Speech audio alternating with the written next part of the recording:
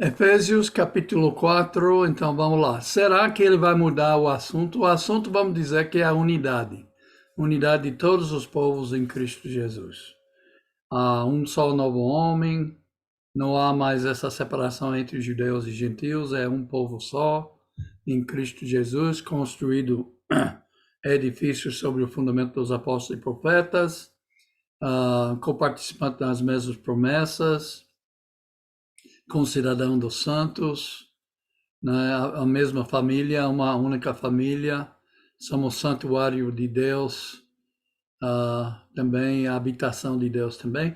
Então, será que ele vai mudar finalmente em capítulo 4? Uma coisa que eu quero que vocês lembrem, que eu falei na última aula também, é que Paulo divide as suas cartas, ou nós dividimos as suas cartas na parte de teologia, vamos dizer, geralmente no início. Não é só teologia, tem, às vezes tem algumas coisas práticas também.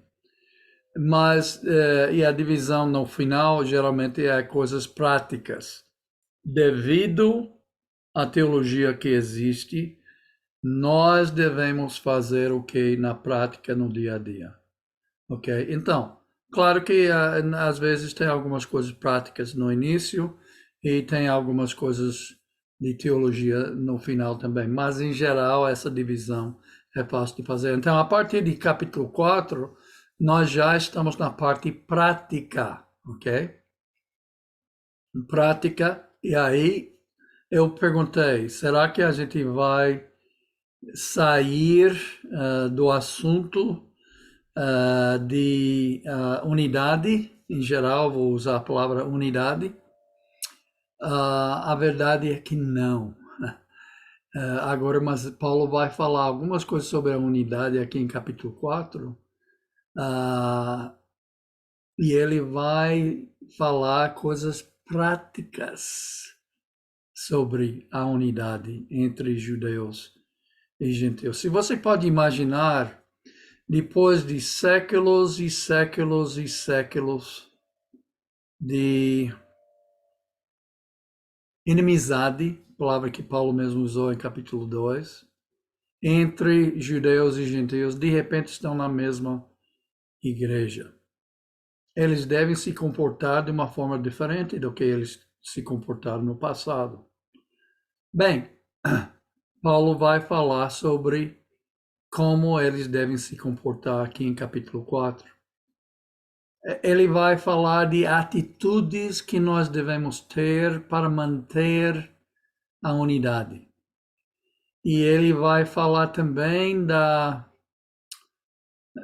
dos guias que estão nos guiando na sã doutrina e como é que eles devem se comportar na igreja para ajudar a igreja também a manter esta unidade. Ele também vai falar até de doutrinas, porque uma coisa que divide igrejas hoje em dia são doutrinas. Nem toda igreja, infelizmente, segue a sã doutrina, ok? E nós estamos tentando, aqui no seminário, aprender a sã doutrina como está escrito na Bíblia, para poder viver na prática, no dia a dia, e assim unir pessoas com o fundamento da unidade na sã doutrina, ok? Ok, então vamos lá, vamos ver o que vamos ter nesse capítulo, ok? Então, Cristo abriu o caminho para a unidade no corpo, na igreja. Ele fez com que a unidade de todos os povos seja possível a unidade, seja possível na igreja. Fez isso na cruz. Quando Cristo morreu na cruz, ele abriu o caminho para a unidade no corpo. É como ele abriu o caminho para a salvação, mas nem toda pessoa será salvo se ele não abraça a fé em Cristo para realmente receber a graça. Somos salvos pela graça mediante a fé. Então, nessa unidade também, uma vez que nós estamos na igreja, o corpo dos salvos, então temos que ser unidos, porque Paulo diz que não há mais divisão entre o povo de Deus. Todos nós somos iguais. Então, ele morreu para unir as pessoas em um só corpo. Como eu disse, Jesus morreu na cruz para nos salvar, mas ele morreu na cruz também para nos unir uns com os outros, ok? Essa é uma mensagem de Efésios. Ainda há muitas barreiras, como eu disse logo no início desse capítulo. Então, pense nos judeus naquela época, pense nos gentios. Séculos de inimizade entre eles.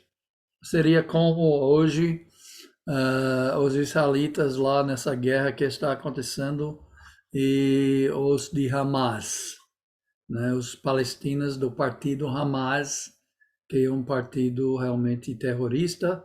E imagine se alguém de Hamas se converte e um israelita se converte, estão na mesma igreja. Como é que eles vão viver em paz juntos na igreja? Bem, eles precisam aprender que Cristo morreu na cruz para conseguir essa unidade. Então, vale a pena você também esforçar.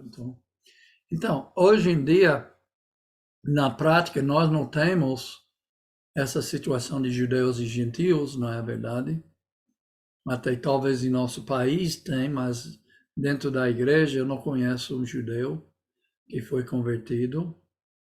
E a maioria das igrejas então no Brasil são cheios de gentios. Eu conheço alguns irmãos que têm sangue judaico, mas não é nem perto da mesma coisa daquela época, né, que já vivia uma vida como brasileiro durante muito tempo, porque eles não podem dizer que são judeus mesmo, ok? Então, como vamos conseguir a unidade na prática? É a questão. E Paulo aqui vai dizer, vamos ver aqui. Versículos 1 até 3.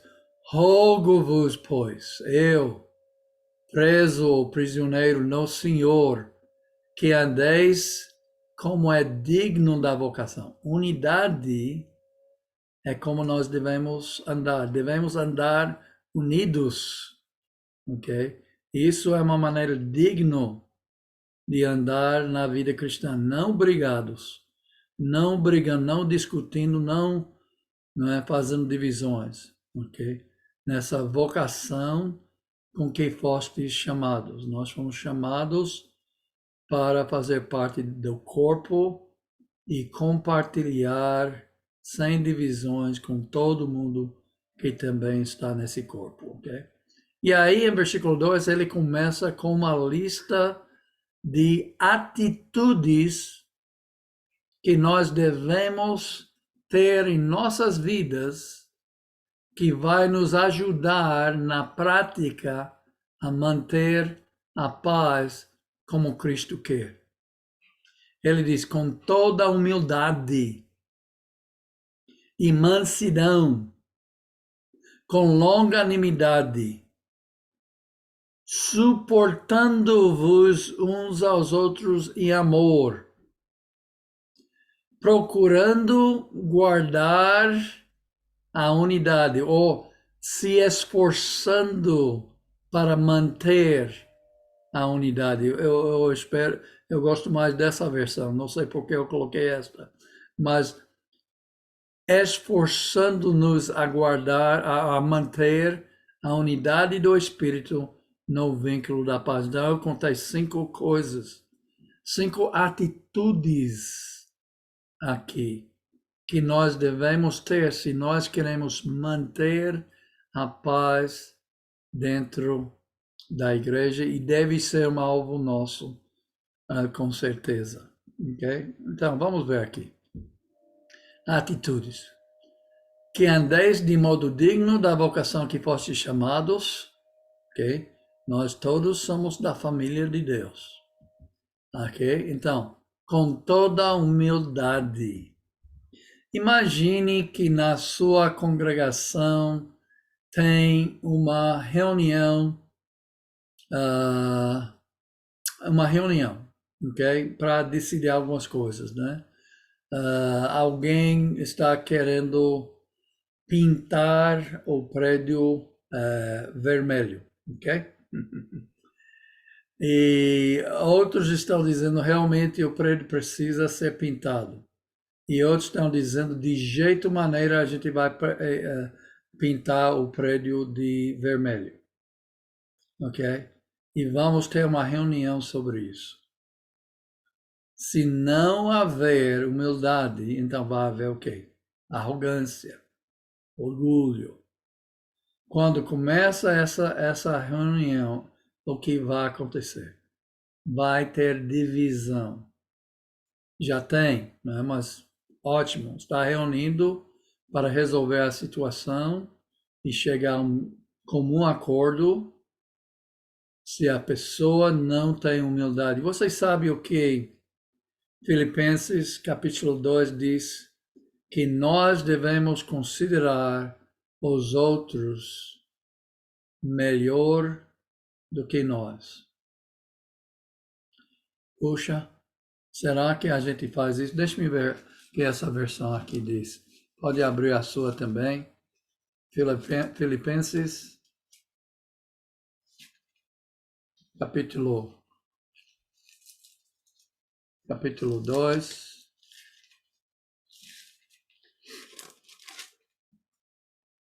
Essas páginas não viram tão fácil. Filipenses. Filipenses capítulo 2. Essa é a linguagem de hoje, se não me engano.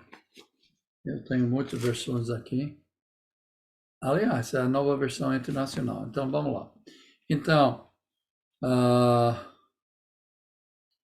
capítulo 2, versículo 2. Complete a minha alegria, Paulo disse, tendo o mesmo modo de pensar, o mesmo amor, um só espírito e uma só atitude. E veja aqui versículo 3, versículo 3 que eu estava pensando. Nada façam por ambição egoísta ou por vaidade, mas humildemente considerem os outros superiores a si mesmo. Considerem os outros superiores a si mesmo. Atitude de humildade. É tão difícil, não é? É tão difícil. A gente já viu como Paulo era humilde, menor de todos os santos, não é? O menor de todos os apóstolos, o maior de todos os pecadores. A humildade dele, não é? E nós precisamos ser humildes também. Quando não haver, alguém vai dizer: não, eu não concordo, eu não vou aceitar isso, a minha ideia é melhor do que a sua. Considerem os outros superiores a si mesmo. Não, a minha ideia é melhor. Se não foi feito assim, eu vou sair dessa igreja, não vou ficar aqui. Puxa, imagine se a gente fosse humilde, entende? Ia preservar a unidade muitas vezes. Muitas vezes. Outra coisa que ele fala aqui é mansidão. É a mesma coisa. Mansidão, eu sempre uso a mesma ilustração, por quê? Porque eu nunca encontrei uma melhor ilustração do que isso para explicar o que é mansidão. Muitas vezes a gente acha que mansidão é aquela pessoa que é fraco, né? Ele é calado, ele não se expressa, ele fica na dele, ele senta aí com a cabeça baixa, né? E tem uma expressão de mansidão no rosto dele. Bem, uma pessoa que não tem poder, que não tem forças, que não tem ideias, que é fraco. Não. Mansidão não quer dizer fraco. E a ilustração que eu uso é aquele cavalo. Vocês já assistiram os filmes de Faroeste, né? Aquele cowboy, ele vai lá no campo e ele encontra um grupo de cavalos selvagens, né? Aí eles são realmente selvagens, eles são fortes, são grandes, são bonitos, são saudáveis. E esse é o tipo de cavalo que o cowboy quer, porém eles não são controlados, descontrolados. Então eles levam esses cavalos de volta para o rancho, colocam no curral e aí eles começam a dominar aqueles cavalos. O cowboy sobe e o cavalo não gosta disso e acaba derrubando ele. E cada bom cavalo, cada bom cowboy, né? Sempre vai subir novamente. Se ele não for bom, ele vai embora, né? O cowboy bom, ele vai subir novamente, talvez vai ser derrubado novamente. Mas ele vai continuar isso até que finalmente aquele cavalo é domado. É domado, é a palavra que a gente usa. Aí coloca aquele freio na boca dele, também o cavalo não gosta, mas ele com o tempo aceita. E ele é domado, né? A sela em cima dele não gosta, mas finalmente é domado. Então, finalmente, às vezes, aquele cavalo fica tão dócil, tão controlado, que até uma criança pode ser colocada na sela em cima dele e ele não faz nada para tirar ele. E a pergunta é: esse cavalo agora tem menos poder do que ele tinha no início? Não, não. Ele tem o mesmo poder. Ele tem a mesma força, o mesmo poder, só que agora o poder é controlado. E mansidão é assim, não é alguém fraco. Jesus era manso, mas ele não era fraco. Okay? Mansidão quer dizer poder, força sobre controle, dominado. Ok? Autodomínio, né? Que até é também um aspecto do fruto do Espírito Santo em Gálatas, também que pode ler aí, né? Domínio próprio. Então, mansidão é quando nós estamos sob controle, nossas forças. Aí então a gente não vai gritar naquela reunião da igreja, a gente não vai ameaçar pessoas naquela reunião da igreja. E quando alguém grita ou quando alguém fica lançando ameaças, o que acontece com a reunião?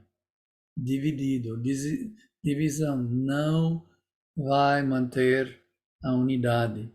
E Paulo diz também longanimidade.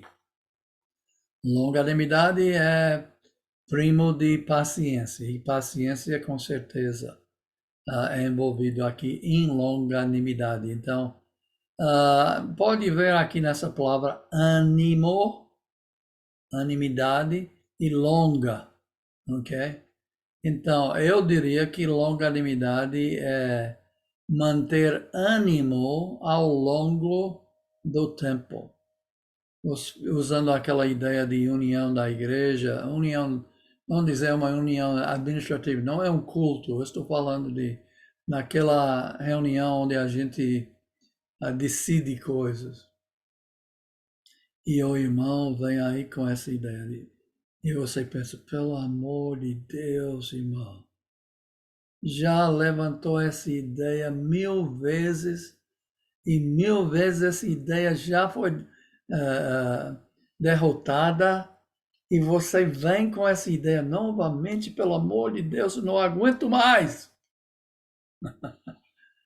Então, quer dizer, está faltando o quê? Longanimidade. E eu sei também que é muito difícil às vezes, até quando o irmão fica insistindo, insistindo, insistindo, e a gente tem que engolir tudo aquilo. Mas, gente, se não engole, o que vai acontecer? Você vai explodir, entende? Você vai perder a paciência e você vai criar divisão na igreja. Então, atitudes aqui que nós estamos vendo, humildade, mansidão, longanimidade, muito importante para manter aquela unidade que Cristo morreu na cruz para derrubar aquela parede da separação, para matar a inimizade, para criar um novo homem em Cristo Jesus e unir todo mundo em um só corpo. Ele morreu na cruz para conseguir isso, e você, se não tem humildade, se não tem mansidão, se não tem longanimidade, vai destruir a unidade que ele morreu na cruz para conseguir. Então, realmente, nós devemos, dentro da igreja, desenvolver essas atitudes em nossas vidas. Suportando-vos. Bem, essa palavra é boa, sabe? O que a gente tem que dizer às vezes? Eu, porque eu amo, eu vou continuar suportando esse irmão. As coisas que esse irmão faz, puxa vida, mas eu vou continuar suportando ele em amor. Okay? Essa atitude de amor dentro da igreja, nas reuniões administrativas da igreja, nos trabalhos da igreja, nas coisas feitas na igreja, temos que suportar uns aos outros. Uma boa atitude, uma atitude necessária. E talvez você não pense nisso, mas esforçando-vos. Esforçando-vos para manter a unidade no vínculo da paz. Deixa-me ver. Por preservar a unidade do Espírito no vínculo da paz. Sendo diligente por manter, esforçando-vos por preservar a unidade do Espírito no vínculo. Quer dizer, Paulo está admitindo aqui que não é fácil. Nós temos que nos esforçar para poder manter a unidade. Se não há esforço da nossa parte, não vamos conseguir manter a unidade do Espírito no vínculo da paz. Então, esforçando tem que ser uma atitude nossa também. Eu vou, é difícil, aquele irmão, ou até pensando em alguém nesse momento, mas é difícil, mas sabe alguma coisa? Vale a pena me esforçar para manter a unidade.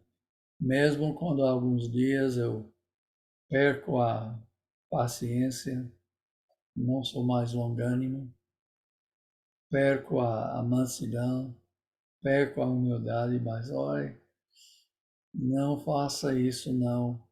Continue esforçando para manter a unidade do Espírito no vínculo da paz. Então veja, esforçando-vos, sabe, Paulo falou em 1 Coríntios, capítulo 1,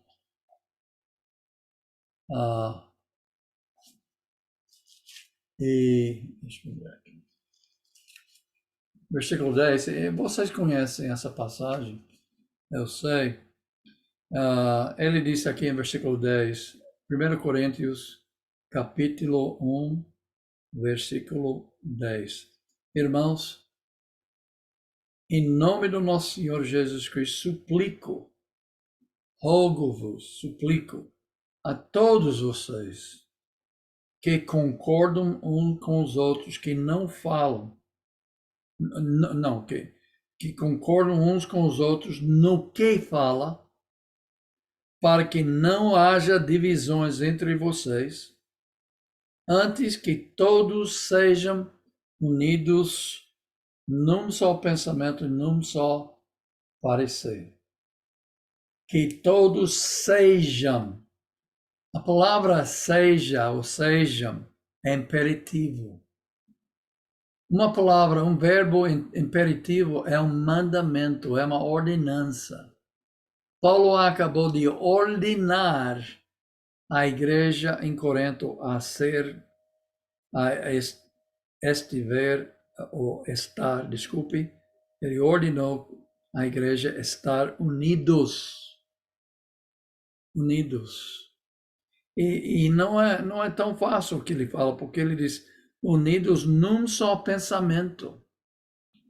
Será que os alunos que nós temos e o professor aqui hoje à noite, que nós podemos dizer que nós somos unidos em um só pensamento? E é o mandamento de Deus, através de Paulo. Paulo, inspirado pelo Espírito Santo, escreveu esse mandamento. Sejam unidos em um só pensamento. Mas nós não somos. Bem, veja, tem outra passagem que disse, seja santo, como Deus é santo. Se você é santo como Deus é santo, levanta a mão. Não estou olhando para ninguém, mas eu acho que ninguém levantou a mão. Porque nós não somos santos como Deus é santo. Deus é perfeito, Deus não peca, nós pecamos. Nós não somos perfeitos. Então, nós não somos santos, mas é um mandamento, seja santo como Deus é santo. Então, seja unido em um só pensamento. Então, qual é o problema com a unidade nesse sentido? Bem, é o mesmo problema que nós temos com a santidade. Eu creio que esse tipo de mandamento faz um alvo para nós. O nosso alvo é ser santo como Deus é santo, então nosso amadurecimento, nosso crescimento no Senhor deve estar nos levando na direção de santo como Deus é santo. E no mesmo sentido, unidade é colocado como se fosse um alvo para a gente. Nós não somos unidos, mesmo se querer ser unido em um só pensamento, a gente não é. Em um só parecer, a gente não é. Mas pode ser, deve ser nosso alvo. Nós vamos amadurecendo, nós vamos crescendo e nós vamos chegando cada vez mais unidos em um só pensamento. Então, aqui também é um esforço que a gente faz. Jesus morreu para criar uma situação onde nós podemos ser completamente unidos, mas nós temos que crescer. Nós temos que crescer na atitude de humildade, nós temos que crescer em mansidão, nós temos que ser mais longânimos, nós temos que suportar uns aos outros, nós temos que nos esforçar para chegar no alvo de unidade e preservar a unidade do Espírito no vínculo da paz. E um dos problemas é que na igreja tem um novo convertido, pode ter um judeu que se converteu ontem, ok? Então, e ele não tem costume de conviver com os gentios e ele entra na igreja e tem mais gentios na igreja do que tem judeus. E tem gentios fazendo um churrasco de porco, né? E chamando os judeus para participar. E eles nunca comeram porco na vida deles. Como é que vai ficar? Entende? Então, gente, hoje em dia, essa mensagem é muito importante para nós e para a igreja também. Eu vou lhe dizer, nós não temos a mesma situação como judeus e gentios, mas nós temos muitas coisas que nos dividem na igreja.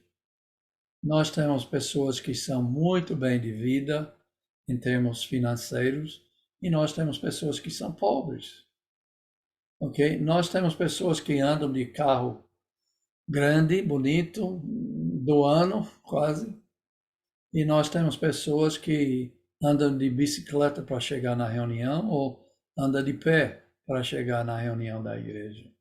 Nós temos pessoas com doutorado e nós temos pessoas que são praticamente analfabetos, que dificilmente sabem assinar o nome deles. E nós temos pessoas ainda de raças diferentes, né? Temos os mais pretos, temos os mais brancos, temos pessoas até às vezes de outros países, né? De outras pátrias físicas, pelo menos, aqui na Terra. Nós temos pessoas de temperamentos diferentes, né? E alguns desses temperamentos se chocam. E nós temos pessoas, bem,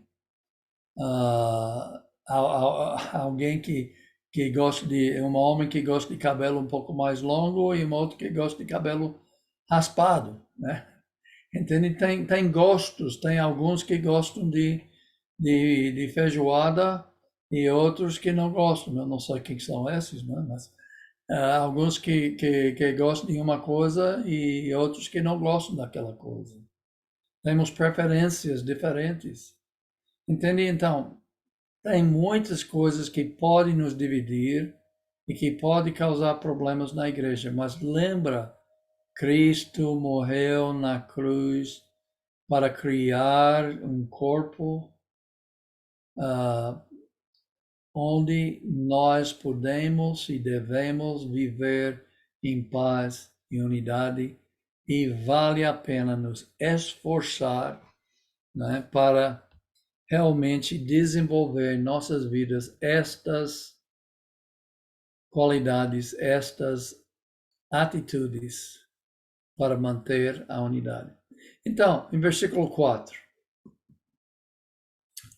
deixa eu ver aqui. Ok? Então, vamos para frente. Há um só corpo. Então, ele começa aqui uma lista que eu vou dizer de doutrinas básicas. Isso não é, obviamente, uma lista definitiva no sentido de uma lista que tem todas as doutrinas. Mas eu creio que o que ele está dizendo, para manter a unidade, além dessas atitudes, nós temos que saber que existe uma sã doutrina, que nós temos que zelar pela sã doutrina, porque aí a gente vai ser unida, ok? E ele tem essa lista aqui, há um só corpo, corpo é a igreja. Gente, eu ensino que há uma só igreja, por quê? Porque a Bíblia ensina que há uma só igreja. Eu ensino que há uma só igreja porque Cristo veio não para edificar a igreja de fulano, de Beltrano, de Ciclano, de Joãozinho. Ele veio para edificar a igreja dele, ok? E é uma só. E é aquela igreja que se esforça para seguir a sã doutrina. E ele continua, há um só Espírito, ok? Como também posso te chamar numa só esperança. Gente, eu vou dizer, quando a gente olha para o mundo hoje, a gente vê muitas igrejas, muitos corpos. Mas todos eles são a igreja de Cristo. Será? Como é que você define a igreja de Cristo? O que é a igreja de Cristo? A igreja de Cristo não é a igreja que segue a doutrina de Cristo. Não é a igreja que segue o que está escrito aqui na nova aliança que Cristo fez com o povo da igreja hoje. E as igrejas que não seguem o que está escrito aqui, ainda pode chamar eles a igreja de Cristo? Eu não vou aí, eu não vou dizer que são. Não, para mim não pode ser. Aí, não, ninguém é perfeito. Eu não estou falando de perfeição, mas eu estou falando do esforço que nós temos para manter também essa sã doutrina. Não é só o esforço que nós temos para manter a unidade do Espírito, mas manter a doutrina que nos une. Se todo mundo ensinava exclusivamente o que está escrito aqui, talvez a gente não seria 100% unido no cristianismo ainda, mas a gente ia ser muito perto, muito mais perto do que a gente está hoje. Não teria homens inventando doutrinas, não teria homens inventando nomes para colocar lá na placa, não teria nomes começando novas denominações todos os dias, como está acontecendo hoje em dia. Então, há um só corpo, uma só igreja, um só Espírito. Bem, realmente há um só ensinamento sobre o Espírito Santo. Tem algumas pessoas que dizem que o Espírito nem divina o Espírito é uma força, como a energia na tomada, a eletricidade é uma força e o Espírito Santo é uma força de Deus. Bem, a minha Bíblia não fala isso, entende? Então, o ensinamento dele sobre o Espírito é diferente do que o ensinamento da Bíblia sobre o Espírito.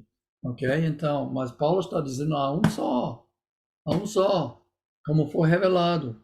Como posso também chamá-lo de uma só esperança? Vocês sabem que hoje em dia tem pessoas que esperam. Não, veja bem, eu acho que hoje em dia tem poucas pessoas, mas tem gente que até espera que os políticos vão resolver os problemas deste mundo. Que besteira, né? Os políticos nunca vão resolver. Essa esperança é em vão. E não é essa única ou essa uma só esperança que ele está falando aqui. Tem pessoas que têm esperança nos médicos, tem esperança na ciência. A ciência vai resolver os problemas de saúde e o homem vai começar a viver eternamente aqui na Terra. Não, gente, não é assim, não. Essa esperança é em vão, né? Então, a verdadeira esperança é a esperança em Cristo Jesus para a vida por vir, que Ele vai nos voltar que Ele vai voltar e vai nos levar para aquele lar celestial. Essa é a esperança verdadeira, porque é a esperança que está revelado aqui na Bíblia. Número 5, um só Senhor. Olha, tem gente que se dobra perante muitos senhores. O dinheiro pode se tornar o senhor da pessoa. Até coisa que eu já falei, a ciência, a educação, a instrução, querendo conhecer mais e mais e ter mais e mais graus de instrução, não é? Até tem já o pós-doutorado, né? O doutorado, o pós-doutorado, e aí vai. O homem acha e ele se dobra. Quer dizer, ele faz tudo para chegar lá. O nosso Senhor, quando nós entendemos que Jesus é o nosso Senhor, e Ele é o único que deve ser Senhor, então nós vamos fazer tudo para chegar lá, para agradar ao verdadeiro Senhor. Há uma só fé. Tem gente também que confia em tantas coisas, não é? Confia no dinheiro, confia na ciência, confia na inteligência, confia nas suas próprias forças. Nunca vou esquecer, eu acho que primeiro ano que eu cheguei no Brasil, eu morava na rua Tamboril, ah, perto de Cordeiro, era entre Tarrões e a Vila do Chesf, lá perto da Avenida do Forte, Rua Tamboril. Gostava de morar lá, mas eu não morei lá há muito tempo, mais ou menos, bem, foi um ano. Mas tem um vizinho aí que ele trabalhava com cachorros, aqueles cachorros, aquelas de fila brasileira, né? Cachorros grandes, ferozes. E eu acho que ele fazia muitos exercícios e tudo, e ele era muito forte. E eu estava conversando com ele uma vez e ele disse, talvez eu perguntei a ele, você acredita em Deus? E ele disse, sabe alguma coisa? Ele fez o músculo dele ficar grande, aí ele disse, eu confio nisso aqui. Essa é a minha confiança. Mas, puxa vida, que pena, né? Então, tem pessoas que têm fé nas suas próprias forças para conquistar a vida, mas não dá, não dá. A única fé que vale a pena é a fé em nosso Deus, ok? A fé em Jesus Cristo. E através dessa fé, então, nós podemos ser salvos, ter a esperança da vida por vir e tudo mais. E um só batismo. Infelizmente, tem pessoas que ensinam que o batismo não tem nada a ver com a salvação, que eu sou salvo sem o batismo. Não é a verdade.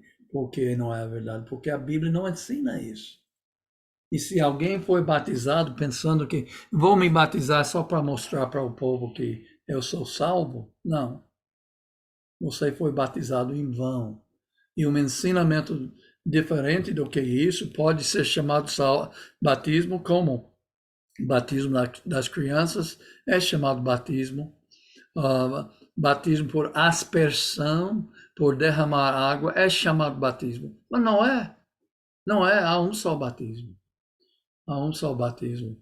E isso é o batismo de Jesus Cristo, em nome de Jesus, em nome do Pai, do Filho e do Espírito Santo, em nome ou pela autoridade de Deus, imergido nas águas e ressuscitados, como Paulo falou em capítulo 2, versículo 6, ressuscitado para ser assentado com Cristo nos lugares celestiais, ressuscitado para, como ele disse em Romanos capítulo 6, versículo 4, para andar em novidade de vida. Um só.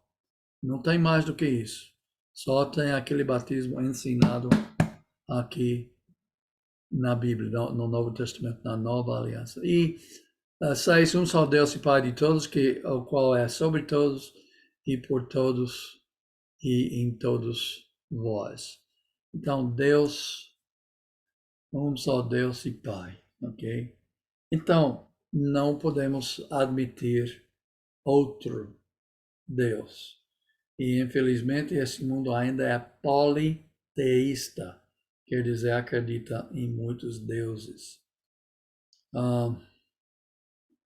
Estava pensando agora em ícone, ou ídolo. Você acha que a gente não tem ídolos hoje?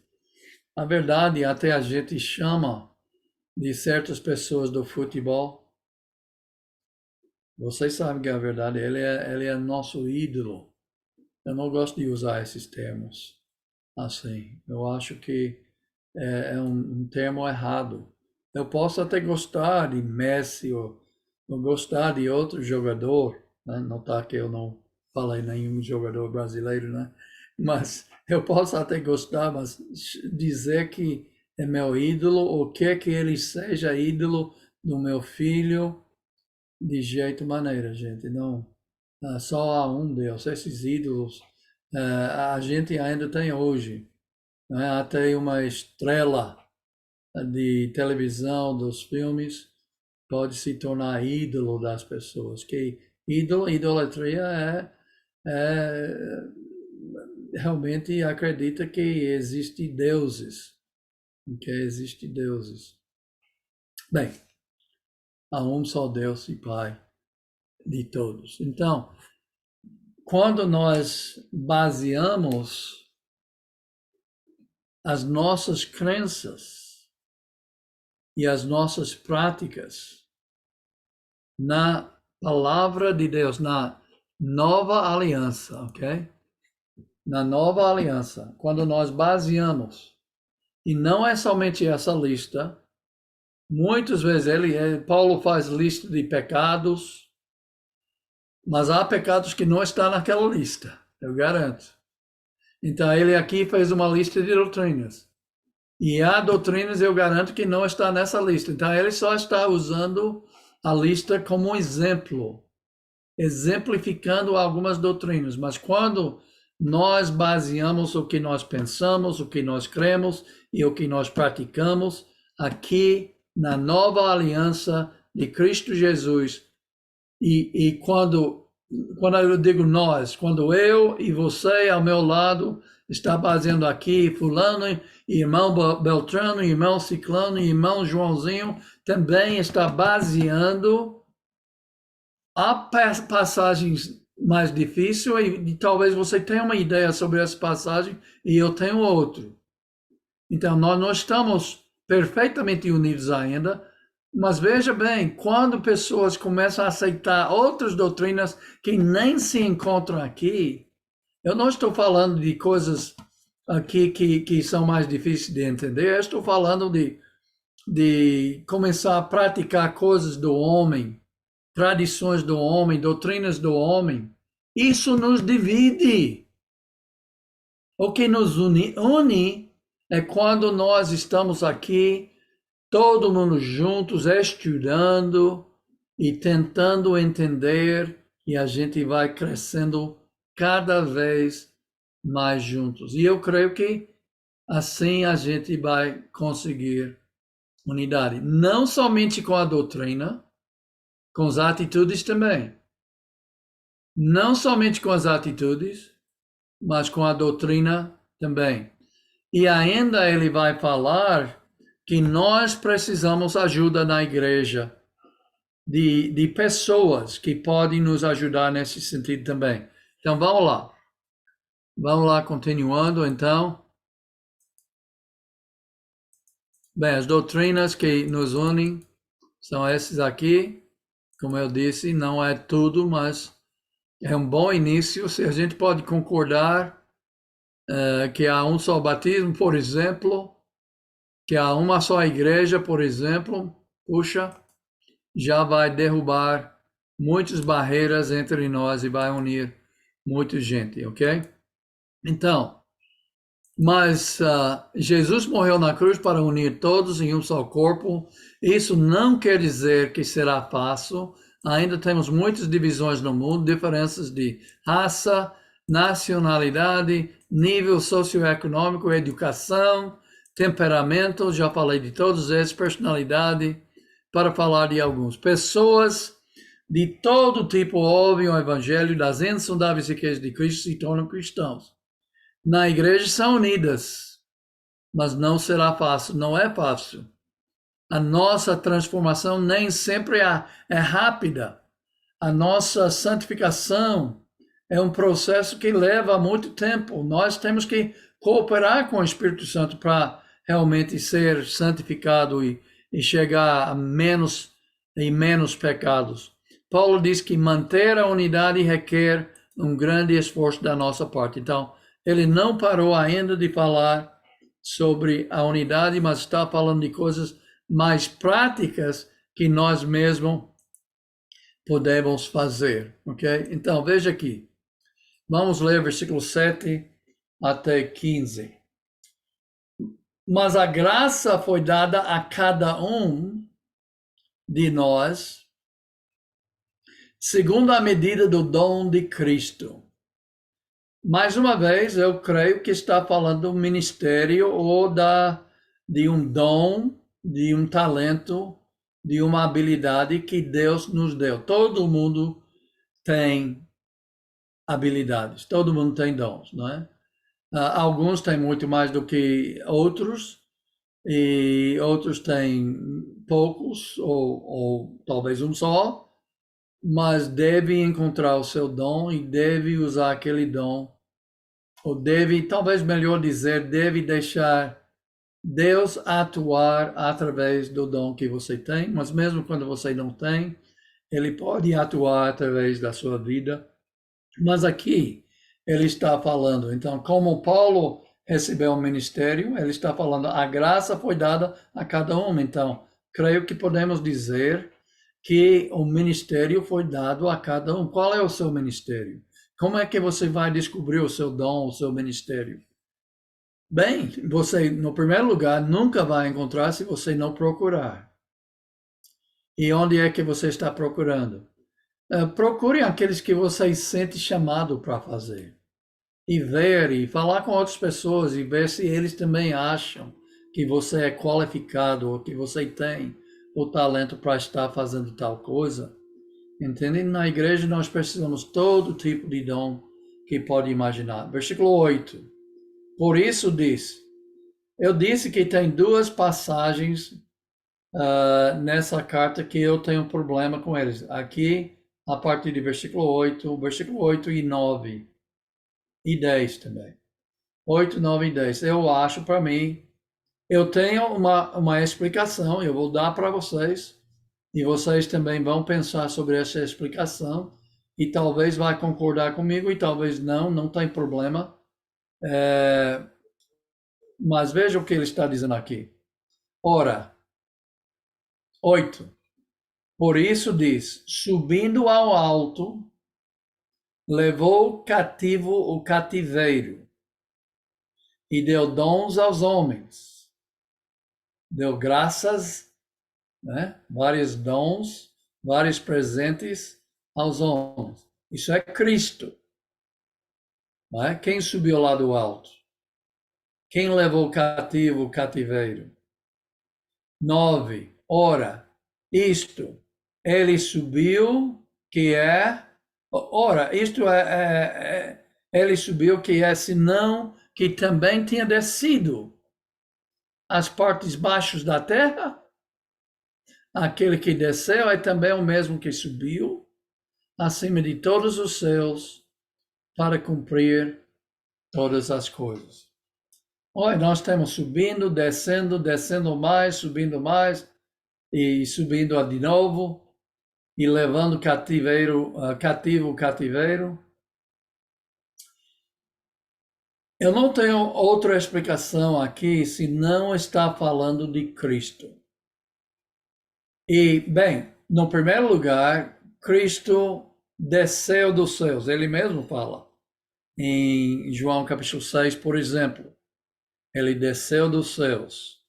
Ok? Ele nasceu aqui, ele viveu aqui. Bem, ele morreu e pode dizer que ele baixou ou ele desceu para as partes mais baixas da terra. Ok?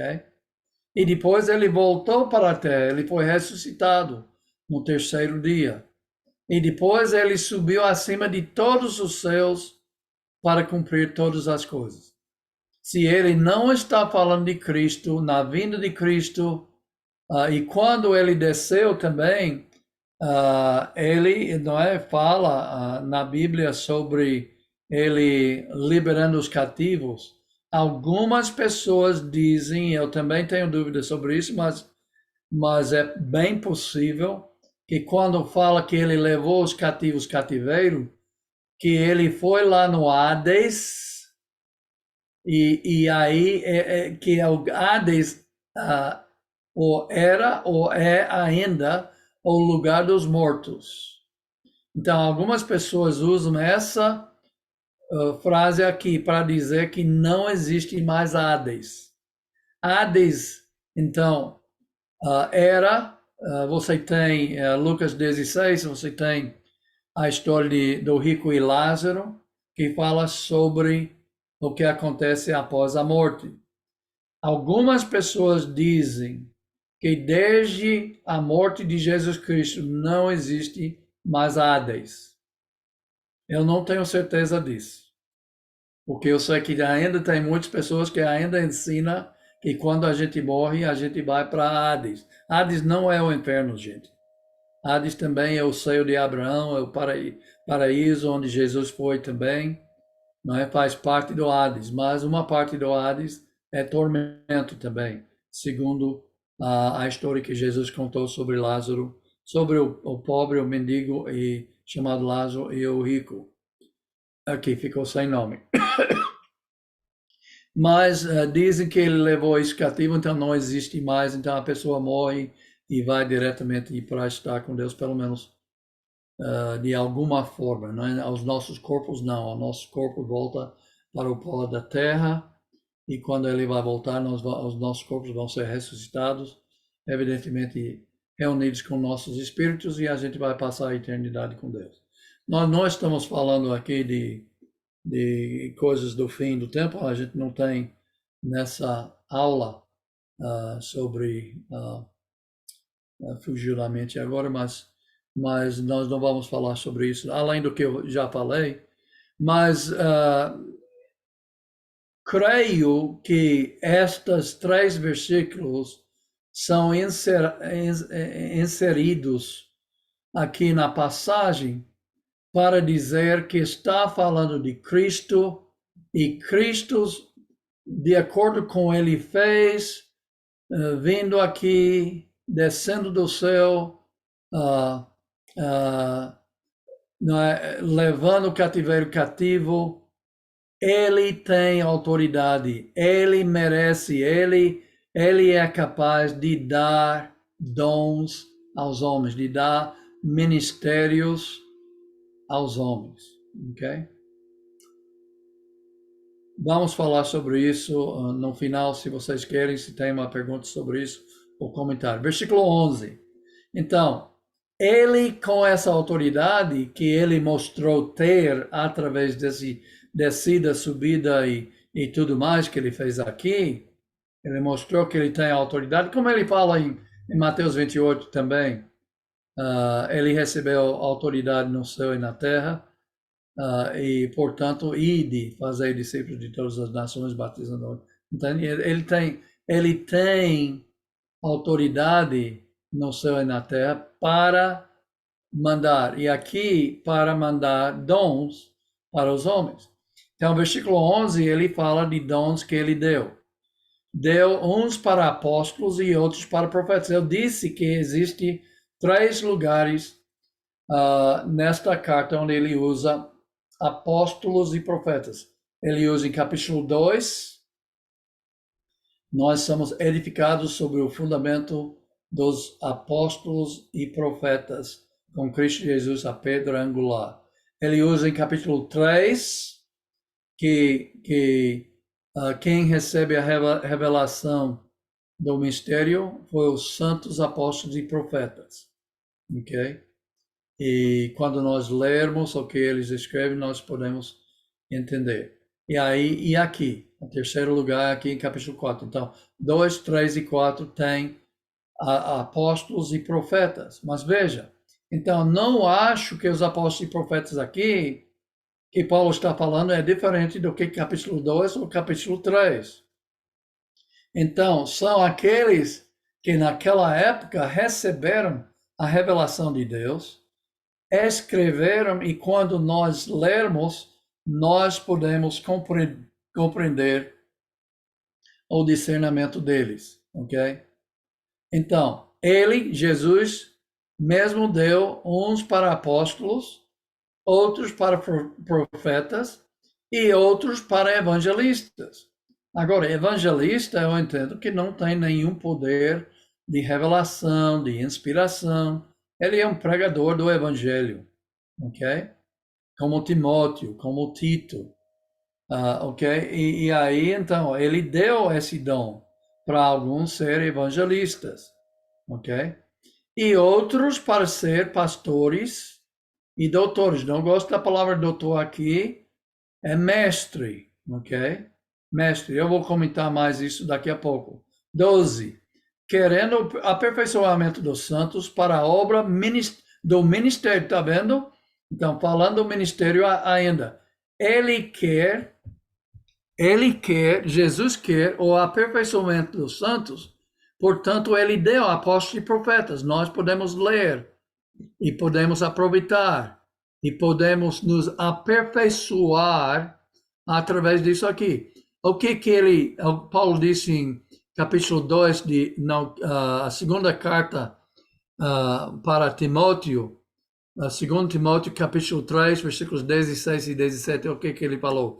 Toda a escritura é inspirada por Deus, é útil para a repreensão, para a educação na justiça, para a instrução, a fim de que o homem seja perfeito e perfeitamente habilitado para toda boa obra. Então, nós temos os apóstolos e profetas, os escritos deles aqui, e Jesus quer, através deles, que nós sejamos aperfeiçoados.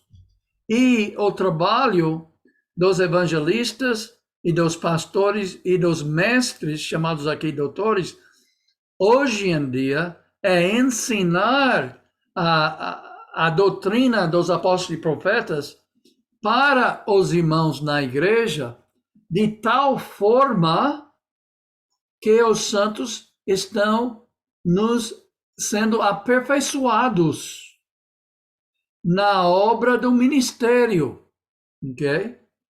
Então, se nós temos imperfeições, mesmo se Jesus, com a autoridade dele, nos dá um dom, nos dá um ministério, nos dá, como Paulo fala, ele recebeu a graça de Deus, mas ele está falando do ministério dele. Mesmo se nós temos o ministério, nós não vamos cumprir esse ministério de forma boa se nós não temos pessoas nos instruindo e nos apontando para o caminho certo, para a edificação do corpo de Cristo, até que todos cheguemos. Será que ele parou de falar de unidade? Não. O alvo também, até que todos cheguemos à unidade da fé. Então, ele continue falando sobre a unidade do corpo, não parou ainda. E ao conhecimento do Filho de Deus, se você quiser falar, como Enio fala, o pleno conhecimento do Filho de Deus.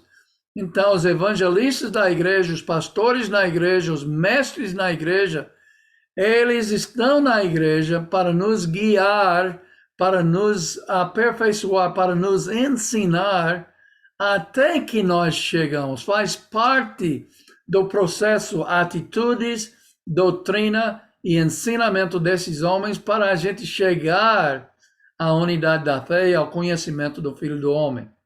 A homem perfeito. Toda a escritura foi dada para quê? Para que o homem seja perfeito e perfeitamente habilitado para toda boa obra. A homem perfeito à medida da estatura completa de Cristo. Alguém já chegou à estatura de Cristo? Não. Esse trabalho não para.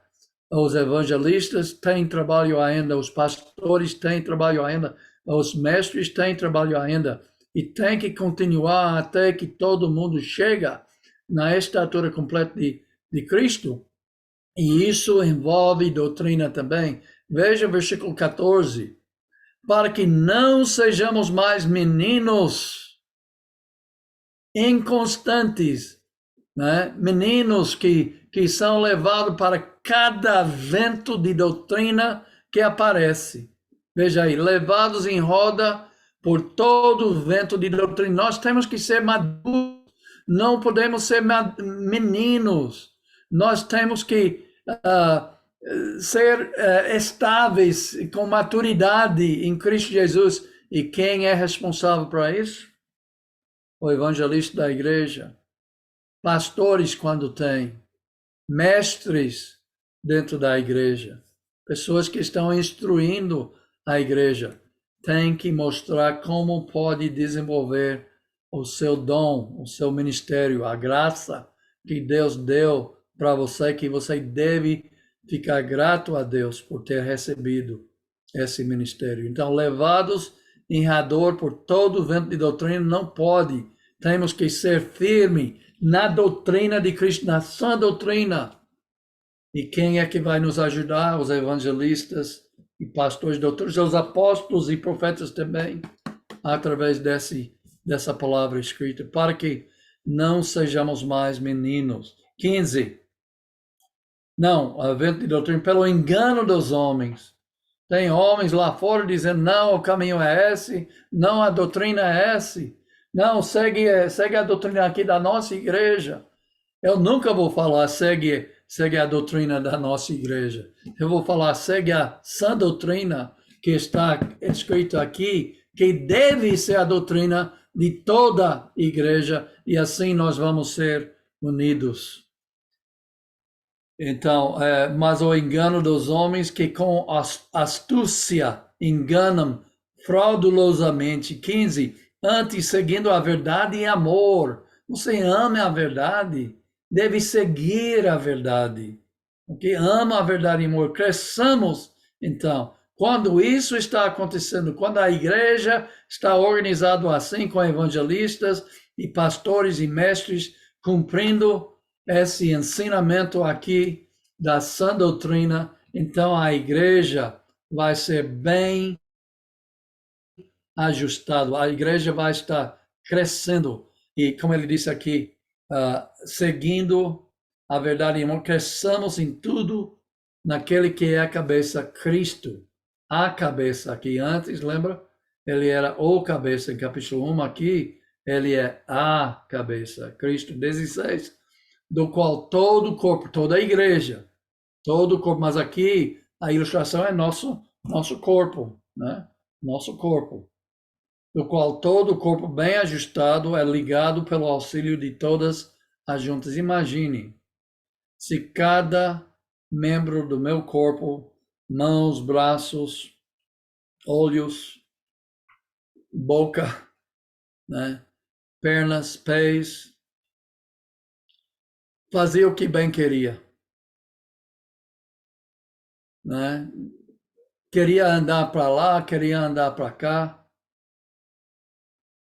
Eu ia perder controle completamente, né?